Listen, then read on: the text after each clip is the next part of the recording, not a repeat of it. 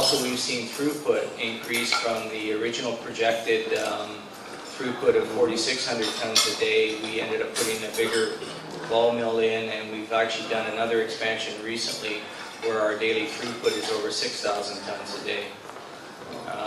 So that's helped increase the production numbers at that operation as well. And the cash costs, of course, are very competitive. At El Limon, it's interesting that that mine has been operating since the 1940s. And when we took over that operation, they were barely producing 30,000 ounces a year at around an $8.50 cash costs. And one thing that we realized was that they had had no new equipment there in over 10 years when we took them over. And so we brought in a lot of new equipment. We've done a lot of refurbishments at the mill facilities. We put in a new thickener. We've automated the processing facilities. And we've seen the throughput rate at that mill go from 870 tons an hour to, or sorry, a day, to close to 1,300 tons a day. And so that, along with improvements to the recoveries, which again have gone from around 87% to 91%, has seen the production at that mine continually increase and the cash costs subsequently decrease. This is just a map of the La Libertad property. It's about a 20-kilometer long property. And you'll notice that the mill building is on the far left there, the blue outline with a red star. We're currently mining the Mahone and Crimea pits, which average about 1.9 grams per ton. And over on the far right is called the Havilee deposit, and that was discovered by our geologists a few years ago. And the grades at that deposit are substantially higher than what we've been mining in the past. The grades run from 2.66 on average at the central zone to as high as almost 5 grams in the antenna zone. And it's through finding higher grade reserves like that in the areas that we mine that we've seen increases to our production profile. Havilee, actually, we've got our permitting in place, and we've just started mining from that deposit a couple of months ago. Only a small amount of ore will be going through the mill this year, and the big bump in production next year will be from increased amount of ore coming from the Havilee deposit.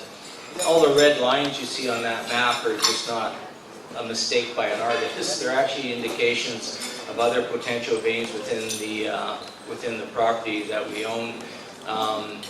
We will be looking at doing additional exploration on those areas, but of course our focus has been to get Havilee up into production, which is starting now, and we will be doing more exploration. We think the odds of us finding more gold on this property are excellent, so we think we'll be mining there for a long time. Mining in the Philippines. A lot of you probably know more than I do about mining in the Philippines, as we've only been here for 7-8 months now. But as I mentioned, I was very impressed with the quality of the people here and the education. It's certainly a big plus to be operating here because of that. And when we did a lot of technical due diligence, and we think that we will be able to improve the operation there. We're very happy with the job that CGA did in constructing the mine. We think they've done a very good job there. We're also happy with the tax rates here, the excise tax of 2% and income tax of 30%, and the added bonus of PGPRC having a tax holiday until June of 2015, which really allows them to pay the banks back and to recoup most of their capital spend. Just a bit of history on Masbate. I know that there were probably, even dating back to the pre-war years, there were people operating in the area. But it was really Atlas Mining that started the first commercial operation, a large-scale operation there. And I know Rolando was involved with it, so we're very happy that he's still with the project because his knowledge is very useful to us in the history there. It operated for 14 years, and it was probably a casualty of the low gold prices that we saw through the 90s. It was certainly one of the more difficult eras, I think, in the gold industry. And so that the mine was shut down at that time. And since then, there have been several different companies that have acquired the property, done exploration work and feasibility work. But it wasn't until CGA actually acquired the property that they got quite serious about putting it back into production. And they had about a 2-year construction time frame and got the operation up and running fairly quickly.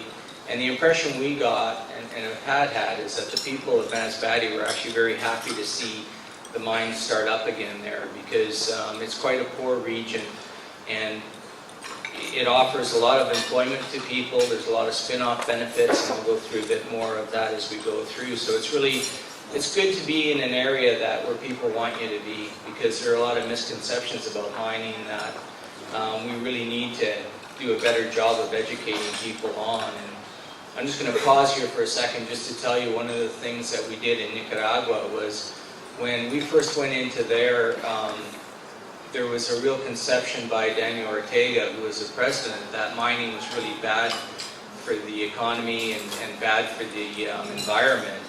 And Clive Johnson, our CEO, went and met with them, and it was supposed to be only about a 15-minute meeting, and it turned into a 2.5-hour meeting where Clive had some of our engineers with us, and they explained to him exactly the processes that are used now in mining and the efforts that mining companies now take to be, I guess, good environmental stewards. And it's quite different than the way mining was done 100 years ago, but I'm sure we can look at a lot of industries, and a lot of industries did a lot of pollution 100 years ago, and it was mainly ignorance, I think, to not realize the impact that they might be causing. And for the past 20, 30 years, not just mining, but a lot of other industries have done a really good job of reducing their environmental impact, and have actually gotten to the point where they actually improve the environment of the areas they operate in by cleaning up perhaps old mine workings that have been there and that were still leaching into the environment. And like in Nicaragua, we've done a lot of tree planting. Our water quality's gone up there, and it's things like that really make a difference. And President Ortega has probably become one of our biggest fans, to be honest with you, and he's very supportive of mining in the country now. He's seen what we've done, and in his speech actually at the Libertad mine opening, he said that he thinks that as long as the company is fair to the people, that the people should be fair to the mining company. And he has certainly shown that support for us, and we've certainly done our best to be very supportive of the local communities around where we operate, as well as our workers. And certainly mine safety is paramount in our industry.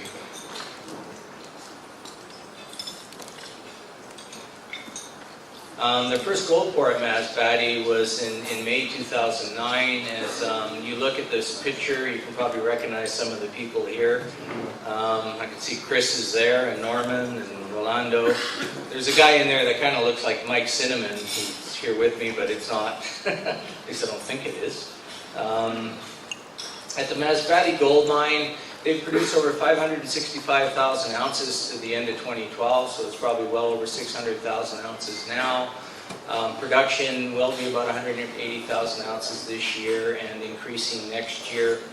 We recently came out with a new reserve estimate, and the previous estimate that was done about 1.5 years ago showed that there was about 3 million ounces in reserves at an average grade of 0.82. Our new reserve estimate now shows that there's still 3.2 million ounces there, even though they've been mining, and the grade of those reserves is actually higher at 0.97. So that should help with operating cash costs going forward, that we're seeing some uptick in the grade, and hopefully we'll find more higher grade shoots within the property, which is just a massive property, and certainly our geologists feel there's tons of potential to find many more millions of ounces there. There's also an indicated resource of another 2.3 million ounces. We have been doing a lot of drilling there.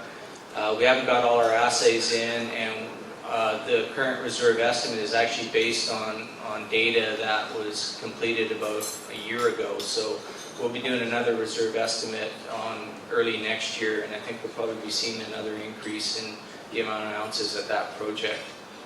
Our exploration spend for this year will be about $10.5 million.